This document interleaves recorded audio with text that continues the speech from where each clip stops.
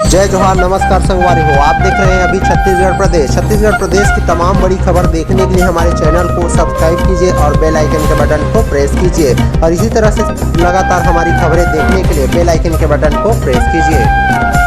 शहरों में भी मनरेगा से हो काम। नीति आयोग की बैठक में सीएम भूपेश बघेल ने कहा 20,000 से कम की आबादी में कामगारों को मिलेगा फायदा। प्रधानमंत्री नरेंद्र मोदी की अध्यक्षता में रविवार को नीति आयोग शासी परिषद गवर्निंग काउंसिल की बैठक में छत्तीसगढ़ का मुद्दा भी उठा है।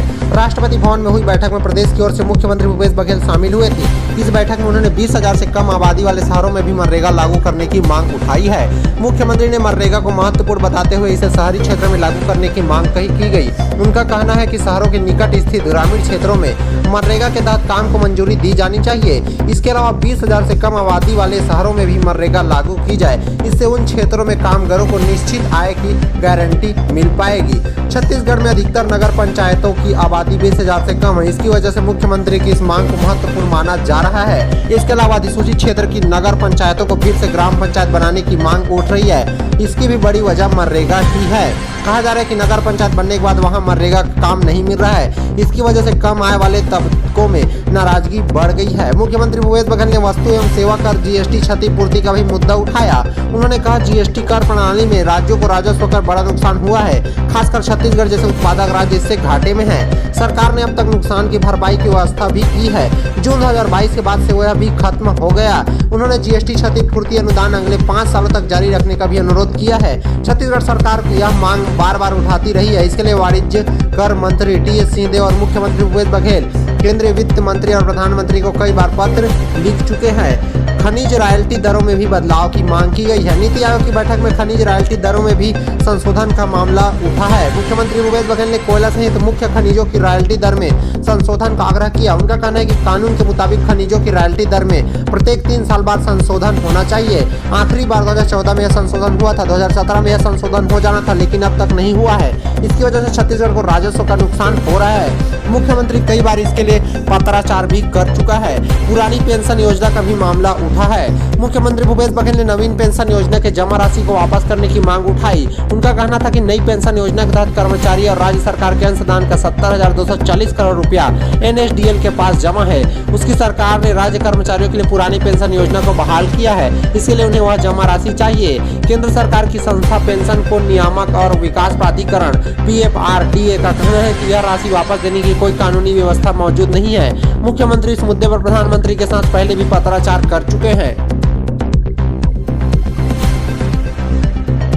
CHO की भर्ती में हुआ है भ्रष्टाचार। बीएससी नर्सिंग और जीएनएम के अभ्यर्थियों ने की है स्वास्थ्य मंत्री से परीक्षा रद्द करने की मांग। नेशनल हेल्थ मिशन NHM ने कम्युनिटी हेल्थ ऑफिसर CHO पद के लिए रविवार को हुई परीक्षा धांधली की भेंट चढ़ गई। बड़ी संख्या में अभ्यर्थियों ने इस भर्ती में गड़बड़ी का आरोप लगाया है। मुख्यमंत्री का अभ्यर्थियों का कहना है कि मेरिट सूची लिखित परीक्षा में प्राप्त अंकों के आधार पर बनना था, लेकिन एक दिन पहले नियम को ताक में रखकर डिग्री में मिले अंकों के आधार पर उसे बनाया गया। इसी लिस्ट के आधार पर अब उनकी परीक्षा ली गई।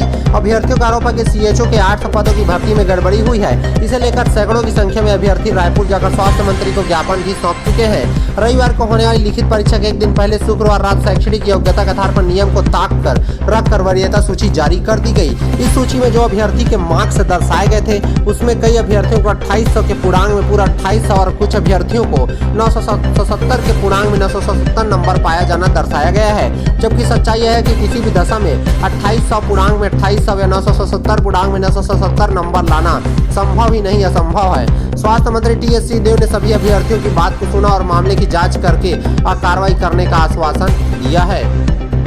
नहीं दिया गया है दावा आपत्ति का मौका। नर्सिंग स्टूडेंट और अभ्यर्थी नंदलाल पटेल कहने की परीक्षा के एक दिन पहले शुक्रवार को गलत तरीके से परीक्षा के लिए पात्र अभ्यर्थियों की सूची जारी कर दी गई है, जबकि शनिवार को शासकीय अवकाश था और रविवार को परीक्षा है। ऐसे में अभ्यर्थियों को दावा आपत्ति करने का मौका भी नहीं दिया गया। यह नियम के विपरीत है। अभ्यर्थियों के प्राप्तांक को लेकर भी संदेह है। स्टूडेंट ने आरोप लगाया कि CHO की भर्ती परीक्षा के लिए जो लिस्ट जारी की गई है, उसमें पात्र अभ्यर्थी अंकिता वर्मा को BSc नर्सिंग में 2800 में 2800 नंबर पाना दिखाया गया है। इससे वो दुर्ग जिले की मेरिट लिस्ट में टॉप पर है। इसी तरह GNM की परीक्षा में महासमुंद जिले की देवकी सोनवानी को 1161 में 1161 नंबर मिला है। इससे वह महासमुंद की वरीयता सूची में सबसे पहले नंबर पर है। अभ्यर्थक कहना है कि बीएससी नर्सिंग और जीएनएम की परीक्षा में 100% नंबर पाना संभव ही नहीं है। ये सब गलत तरीके से किया गया है। दुर्ग के साथ साथ बिलासपुर के अभ्यर्थक कहना है कि वो इस भर्ती को रद्द कराने के लिए राज्यपाल को ज्ञापन सौंपेंगे। यह परीक्षा पूरी तरह से गलत और नियमों को ताक पर रखकर आयोजित की गई है। अभ्यर्थक कहना है कि जारी विज्ञापन में जो नियम दिया गया था उसी नियम से परीक्षा होनी थी। इस तरह अचानक नियम बदलना नियम के खिलाफ है। फ्रेंडशिप डे पर रायपुर पुलिस का सेफ ड्राइविंग मैसेज वीडियो जारी कर कहा, तू जो ठुका तो कौन गिरेगा, सिग्नल तोड़ा तो कौन फंसेगा। रायपुर की पुलिस ने एक दिलचस्प वीडियो जारी किया है। इस वीडियो का मकसद लोगों को लापरवाह ड्राइविंग से बचाना है, दुर्घटनाओं के प्रति जागरूक करना है और सड़क पर लोग सेफ ड्राइविंग करें यह संदेश देना है। रायपुर के एसएसपी प्रशांत अग्रवाल ने इस वीडियो को जारी किया है। वीडियो में रायपुर की पुलिस खुद को लोगों का दोस्त बता रही है। फ्रेंडशिप डे के मौके पर जारी हुए इस वीडियो में दोस्ताना ढंग से रायपुर के लोगों से ट्रैफिक नियमों का पालन करने की अपील कर रही है। बाकायदा एक फिल्मी सॉन्ग की तर्ज पर गाना तैयार किया गया है जिसके बोल है तेरा यार हूँ मैं।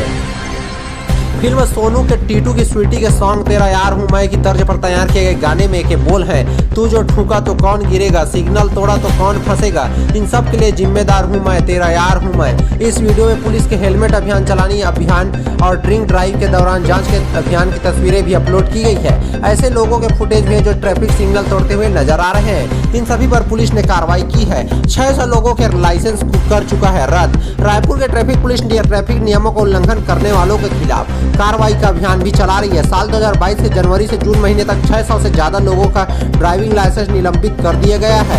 यह सभी लोग ट्रैफिक नियमों को तोड़ते हुए पाए गए थे। इसी वजह से इन सब पर कार्रवाई की गई थी। पिछले 6 महीने में 45,000 से अधिक मामले ट्रैफिक रूल्स तोड़ने के सामने आए हैं।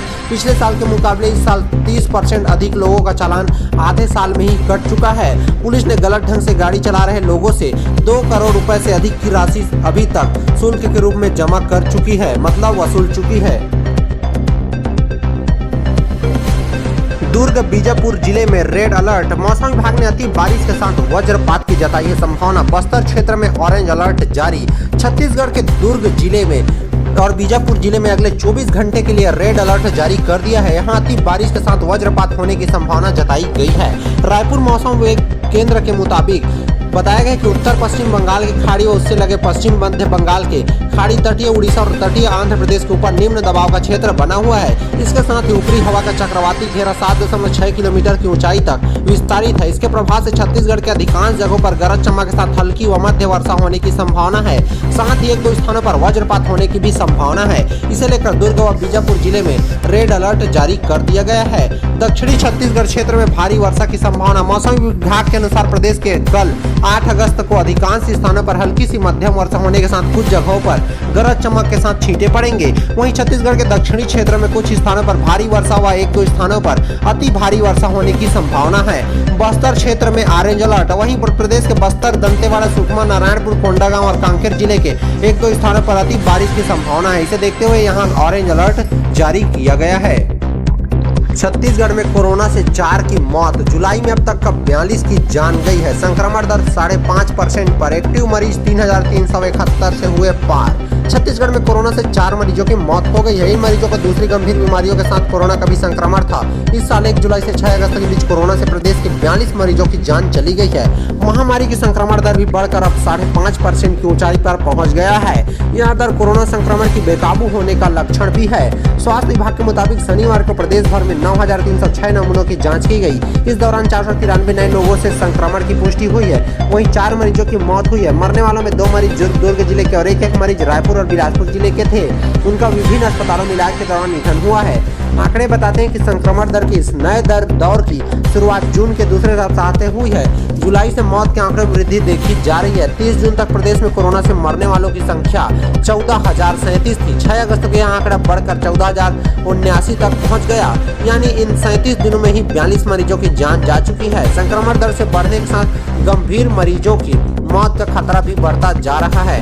दुर्ग, रायपुर में सबसे अधिक मरीज मिल रहे हैं। छत्तीसगढ़ में शनिवार को सबसे अधिक 70 नए मरीज दुर्ग जिले में मिले हैं। रायपुर में नए मरीजों की संख्या 46 है। धमतरी में 39, राजनांदगांव में 37 और बलौदा में 35 मरीज मिले हैं। सरगुजा में 28, जसपुर में 27, कांकेर में 25 और बेमेतरा, महासमुंद में 23 मरीज मिले हैं। कोरबा में 20, रायगढ़, बिलासपुर में 16 लोग पॉजिटिव पाए गए हैं। प्रदेश भर में अब तक 3,371 सक्रिय मरीज हैं। स्वास्थ्य विभाग का कहना है कि शनिवार को कुल 631 लोगों को इलाज के बाद छुट्टी दी गई थी, लेकिन रविवार को भी फिर से मरीज मिलने के कारण इसके बाद भी कोरोना के 3,371 मरीजों का इलाज जारी है। इससे वे 90% से अधिक मरीज होम आइसोलेशन में इलाज करा रहे हैं। कुछ दूसरी बीमारियों से जूझ भी रहे हैं। सबसे अधिक 509 सक्रिय मरीज रायपुर जिले में स्थित है। इसके बाद दुर्ग जिले का स्थान है, जहां 318 मरीजों का इलाज चल रहा है। राजनांदगांव में 277 और बलौदा में 231 मरीज मिले हैं। बिजली बिल हाफ पर अब लाभ की पर्ची भी बिल के साथ स्लिप देकर बताया जा रहा है कितनी छूट दी गई है। 41 लाख उपभोक्ताओं तक पहुंचेगी। छत्तीसगढ़ राज्य विद्युत वितरण कंपनी ने बिजली की बिल हाफ योजना का नया दांव खेला है। बिजली कंपनी जुलाई महीने के बिल के साथ एक अलग पर्ची भी दे रही है। इसमें बताया जा रहा है कि बिजली बिल हाफ योजना के तहत संबंधित उपभोक्ता को कितनी छूट दी जा रही है। इस पर्ची में यह जानकारी की है कि योजना शुरू होने से अब तक उपभोक्ता को कितने रुपए की छूट दी जा चुकी है। सामान्य तौर पर बिजली बिल में fix charge, energy charge, duty शेष आदि मदों पर जिक्र होता है। छत्तीसगढ़ सरकार ने मार्च 2019 से बिजली बिल हाफ योजना शुरू की थी। इसके तहत 400 यूनिट तक की खपत में बिजली बिल पर आधी राहत दी जा रही थी। तब से बिजली कंपनी बिल में एक मद बनाकर बाकायदा बताती जा रही है कि इस महीने के बिल में रिबेट कितना दिया गया है। अगस्त 2022 से बिजली कंपनी ने पर्ची में इस छूट का विशेष उल्लेख करना शुरू कर दिया है। इस पर्ची में लिखा है कि बिजली बिल हाफ योजना के अंतर्गत 400 यूनिट तक बिजली की खपत पर बिल आधा कर दिया जाता है। इसके तहत आपको निम्नलिखित छूट का लाभ प्राप्त होता है। इसके साथ ही कनेक्शन नंबर, उपभोक्ता का नाम, बिल जारी होने का महीना, इस माह छूट का लाभ और योजना शुरू होने से लेकर अभी तक कुल छूट का लाभ का मत बना हुआ है। राज्य विद्युत वितरण कंपनी के प्रबंध संचालक मनोज खरे कहने कि बिजली बिल में भी रिबेट की जानकारी दी गई होती है, लेकिन अधिकतर उपभोक्ता उसे देखते ही नहीं है। उन्हें कहीं पूछने पर भी वे बता नहीं पाते कि उनको कितनी छूट मिल रही है। अब बिजली के बिल के साथ एक पर्ची हर महीने उपभोक्ताओं को दी जाएगी। इससे उनको जानकारी होती रहेगी कि इस महीने उनको सरकार की ओर से बिजली में कितनी छूट मिली है। 41 लाख घरेलू उपभोक्ताओं तक पर्ची जाएगी। 3 सालों में 2500 करोड़ की छूट मिल गई है। विपक्ष के हमलों का जवाब दे रही है सरकार। जय जोहार, नमस्कार संगवारी हो। आप देख रहे हैं अभी छत्तीसगढ़ प्रदेश। छत्तीसगढ़ प्रदेश की तमाम बड़ी खबर देखने के लिए हमारे चैनल को सब्सक्राइब कीजिए और बेल आइकन के बटन को प्रेस कीजिए। और इसी तरह से लगातार हमारी खबरें देखने के लिए बेल आइकन के बटन को प्रेस कीजिए।